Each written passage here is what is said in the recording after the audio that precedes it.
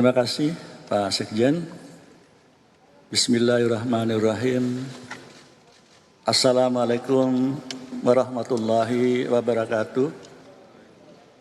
Selamat siang, salam sejahtera untuk kita semua. Rekan-rekan media dan seluruh rakyat Indonesia yang saya hormati. Menyikapi perkembangan terakhir terkait dengan putusan Majelis Kehormatan Mahkamah Konstitusi, ada beberapa hal yang harus saya sampaikan untuk meluruskan berbagai fakta sebagai berikut. 1. Sesungguhnya saya mengetahui dan telah mendapatkan kabar bahwa upaya untuk melakukan politisasi dan menjadikan saya sebagai objek di dalam berbagai putusan Mahkamah Konstitusi dan putusan Mahkamah Konstitusi terakhir maupun tentang rencana pembentukan Majelis Kehormatan MK telah saya dengar sebelum Mahkamah Konstitusi MK terbentuk. Jadi saya ulangi, telah saya dengar jauh sebelum Majelis Kehormatan MK terbentuk. 2. Namun, meski saya sudah mendengar ada skenario yang berupaya untuk membunuh karakter saya, tetapi saya tetap berbaik sangka, berhusnudzon, karena memang sudah seharusnya begitulah cara dan karakter seorang Muslim berpikir. 3. Saya berkeyakinan tidak ada selembar daun pun yang jatuh di muka bumi ini tanpa kehendaknya, dan sebaik-baik skenario manusia tentu jauh lebih baik skenario Allah Subhanahu wa Ta'ala, Tuhan yang Maha Kuasa. 4. Sejak awal saya sudah mengatakan bahwa jabatan itu adalah milik Allah Subhanahu wa Ta'ala, Tuhan yang Maha Kuasa, sehingga pemberhentian saya sebagai Ketua Mahkamah Konstitusi tidak sedikit pun membebani diri saya. Saya yakin dan percaya bahwa di balik semua ini, insya Allah ada hikmah besar yang akan menjadi karunia bagi saya dan keluarga besar saya, sahabat dan handai taulan, dan khusus bagi Mahkamah Konstitusi dan nusa dan bangsa. 5. Namun demikian wajib bagi saya untuk meluruskan beberapa hal agar publik memahami tentang apa sesungguhnya yang terjadi. 6. Yang pertama, meski saya mengetahui tentang rencana dan adanya skenario terhadap diri saya melalui pembentukan Majelis Kehormatan Mahkamah Konstitusi, saya tetap memenuhi kewajiban saya sebagai Ketua MK untuk membentuk Majelis Kehormatan Mahkamah Konstitusi sebagai bentuk tanggung jawab amanah jabatan yang diembankan kepada saya selaku Ketua Mahkamah Konstitusi. 7. Yang kedua, saya menyayangkan proses peradilan etik yang seharusnya tertutup sesuai dengan peraturan Mahkamah Konstitusi dilakukan secara terbuka. Hal itu secara normatif tentu menyalahi aturan dan tidak sejalan dengan tujuan dibentuknya Majelis Kehormatan yang ditujukan untuk menjaga keluhuran dan martabat hakim konstitusi, baik secara individual maupun secara institusional. Kedelapan, begitu pula halnya tentang putusan Majelis Kehormatan Mahkamah Konstitusi. Meski dengan dalih melakukan terobosan hukum dengan tujuan mengembalikan citra Mahkamah Konstitusi di mata publik, hal tersebut tetap merupakan pelanggaran norma terhadap ketentuan yang berlaku.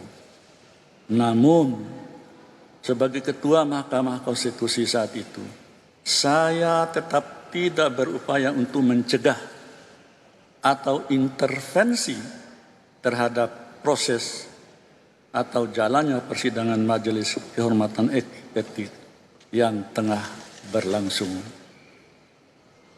9, yang merupakan ketiga, penting untuk diketahui dan dipahami oleh seluruh masyarakat Indonesia bahwa saya adalah hakim konstitusi yang berasal dari Mahkamah Agung yang telah meniti karir sejak tahun 1985. Artinya, sudah hampir 40 tahun saya menjalani profesi hakim, baik sebagai hakim karir di bawah Mahkamah Agung maupun hakim di Mahkamah Konstitusi sejak tahun 2011. Dan telah saya jalani tanpa melakukan perbuatan yang tercela. Saya tidak pernah berurusan dengan komisi yudisial atau badan pengawas Mahkamah Agung. Juga tidak pernah melanggar etik sebagai hakim konstitusi sejak diberi amanah pada tahun 2011. Ke-10, yang merupakan bagian keempat. Saya menyadari dengan sepenuh hati ketika menangani perkara pengujian undang-undang pemilu, khususnya terkait dengan batas usia capres dan cawapres, perkara tersebut sangat kuat nuansa politiknya. Namun, sebagai hakim konstitusi yang berasal dari hakim karir, saya tetap patuh terhadap asas dan ketentuan hukum yang berlaku. Sedari awal, sejak menjadi hakim dan hakim konstitusi, saya mengatakan bahwa jika seorang hakim memutus tidak berdasarkan suara hati nuraninya, maka sesungguhnya dia sedang menghukum dirinya sendiri. Dan pengadilan tertinggi sesungguhnya adalah pengadilan hati nurani. Oleh karena itu, saya tidak pernah takut dengan tekanan dalam bentuk apapun dan oleh siapapun dalam memutus sebuah perkara sesuai dengan keyakinan saya sebagai hakim yang akan saya pertanggungjawabkan kepada Allah Subhanahu wa Ta'ala, Tuhan yang Maha Kuasa. 11. Fitnah yang dialamatkan pada saya terkait penanganan perkara nomor 90 /PUU /21 adalah fitnah yang amat keji dan sama sekali tidak berdasarkan atas hukum dan fakta. Saya tidak akan mengorbankan diri saya, martabat saya, dan kehormatan saya di ujung masa pengabdian saya sebagai hakim demi meloloskan pasangan calon tertentu. Lagi pula, perkara pengujian undang-undang hanya menyangkut norma, bukan kasus konkret. Dan pengambilan putusannya pun bersifat kolektif kolegial oleh 9 orang hakim konstitusi, bukan oleh seorang ketua semata. Demikian pula, dalam alam demokrasi seperti saat ini, rakyatlah yang akan menentukan siapa calon pemimpin yang akan dipilihnya kelak sebagai presiden dan wakil presiden, yang walaupun calon itu sudah ada di Lauhil Mahfuz. 12. Dalam penanganan perkara nomor 90 garis miring PUU garis miring 21 garis miring 2023 sebagai hakim karir, saya tetap mematuhi asas dan norma yang berlaku di dalam memutus perkara dimaksud. Terkait dengan isu konflik kepentingan, ini tolong dicatat, konflik of interest, supaya tidak terjadi salah persepsi rekan-rekan wartawan maupun seluruh rakyat Indonesia. Saya ulangi, dalam penanganan perkara nomor 90 garis miring PUU garis datar 21 garis miring 2023 sebagai hakim karir, saya tetap mematuhi asas dan norma yang berlaku di dalam memutus perkara dimaksud. Terkait dengan isu konflik kepentingan, konflik of interest, sejak era kepemimpinan Profesor Jimli Asyidiki dalam putusan nomor 004 garis miring PUU garis datar 1 garis miring 2003, kemudian putusan nomor 066 garis miring PUU garis datar 2 garis miring 2004, kemudian putusan nomor 5 garis miring PUU garis miring 4 garis miring 2006 yang membatalkan pengawasan Komisi Yudisial terhadap hakim konstitusi. Jadi sejak zaman Prof. Jimli, mulai tahun 2003 sudah ada pengertian dan penjelasan mengenai konflik of interest. Saya sambung.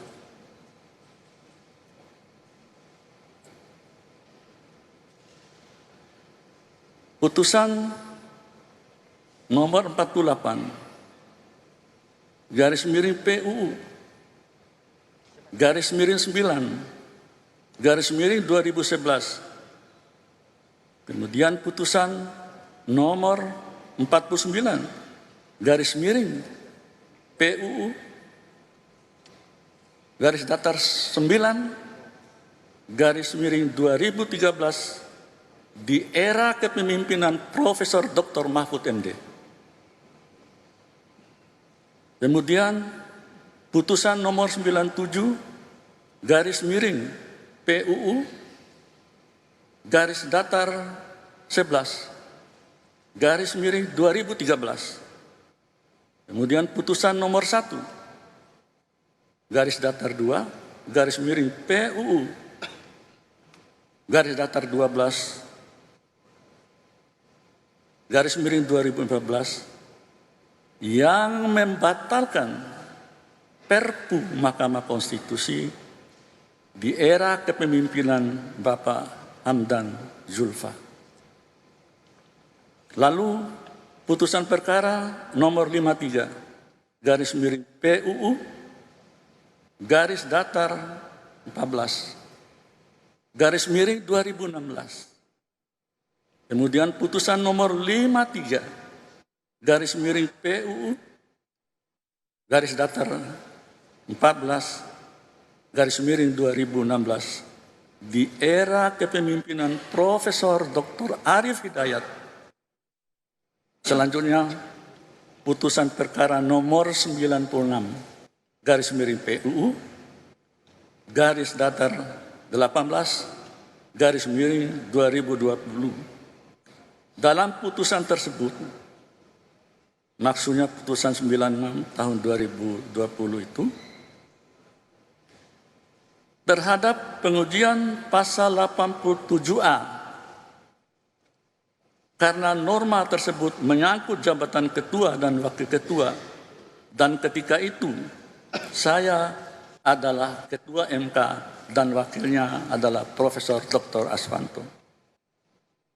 Meskipun menyangkut diri saya tidak mempertahankan jabatan saya. Namun saya tetap melakukan dissenting opinion. Termasuk kepentingan langsung Profesor Dr. Saldi Isra dalam pasal 87B terkait dengan usia yang belum memenuhi syarat.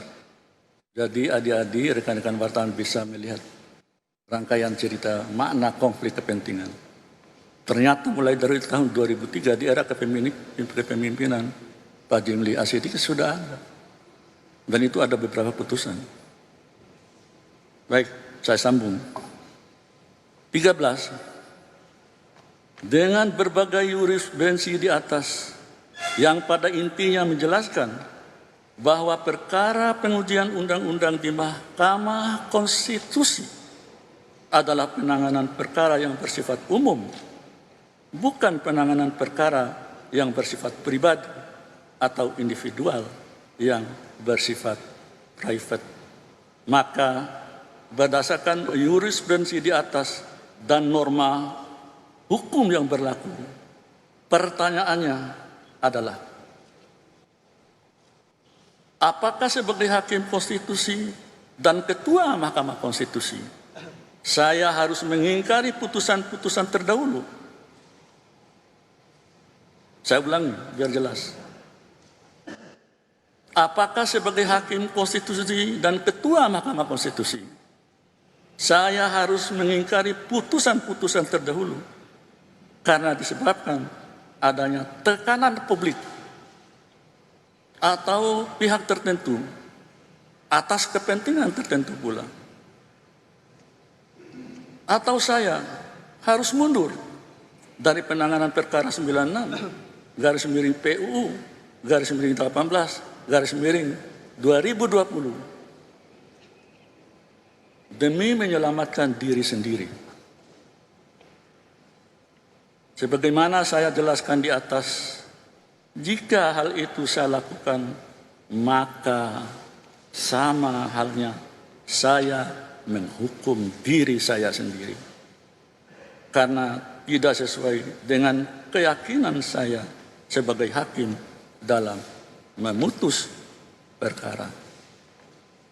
Bahkan secara logis, sangat mudah bagi saya untuk sekedar menyelamatkan diri sendiri dengan tidak ikut memutus perkara tersebut.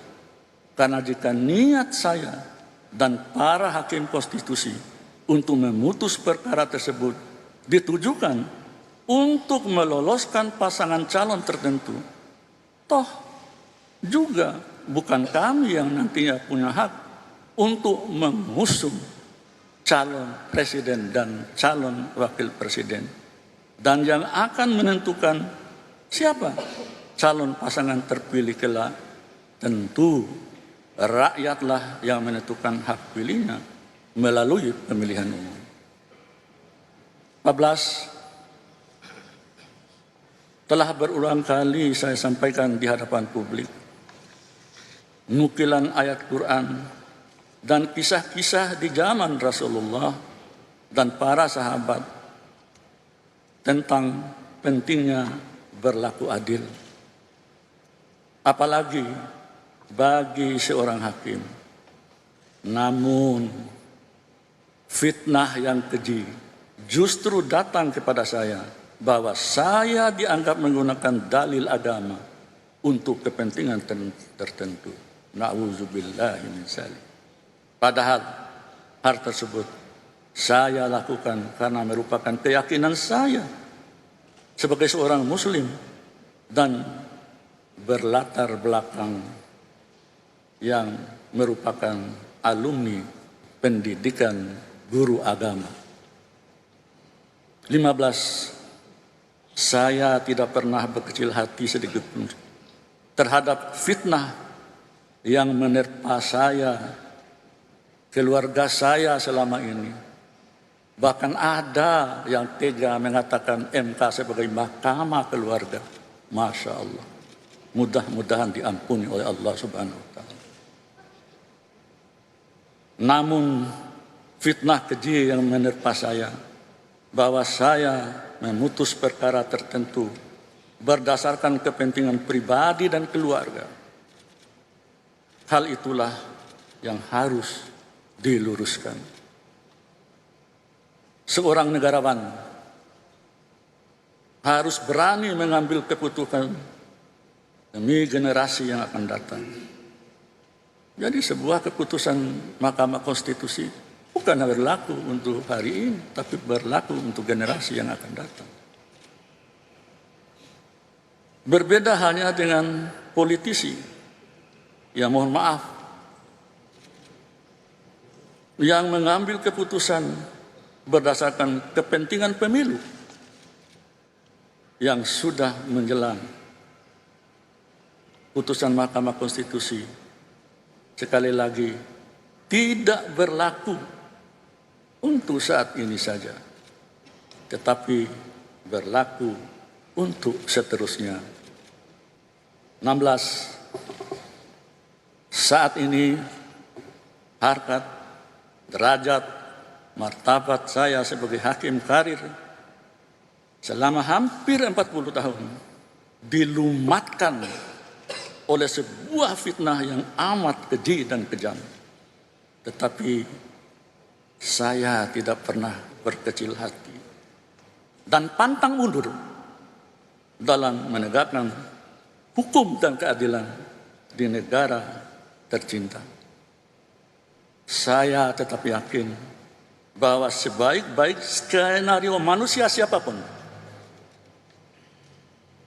untuk membunuh karakter saya, karir saya, harkat dan derajat, serta martabat saya dan keluarga besar saya, tentu tidak akan lebih baik dan indah dibandingkan skenario atau rencana Allah Subhanahu wa Ta'ala, Tuhan yang Maha Kuasa. 17. Saya hanya berpasrah diri kepada Allah Subhanahu wa Ta'ala atas fitnah dan fitnah yang keji dan kejam yang menimpa diri dan keluarga saya, serta diiringi selalu doa dan ikhtiar terbaik bagi kepentingan bangsa dan negara. Semoga yang selalu memfitnah, yang membuat isu, yang menyudutkan diri saya dan keluarga saya, atau yang mendolimi saya, diampuni oleh Allah Subhanahu wa Ta'ala, Tuhan yang Maha Kuasa. Mungkin itu adik-adik sekalian yang bisa sampaikan, dan lembaran atau catatan ini bisa nanti minta ke Pak Sekjen. Akhirnya saya mengucapkan terima kasih kepada adik-adik yang setia menemani kami dari sejak Mahkamah Konstitusi, terutama Majelis Kehormatan MK melakukan persidangan dan hingga hari ini. Demikian, terima kasih sekali lagi dan mohon maaf. Billahi taufiq wal hidayah. Wassalamualaikum warahmatullahi wabarakatuh.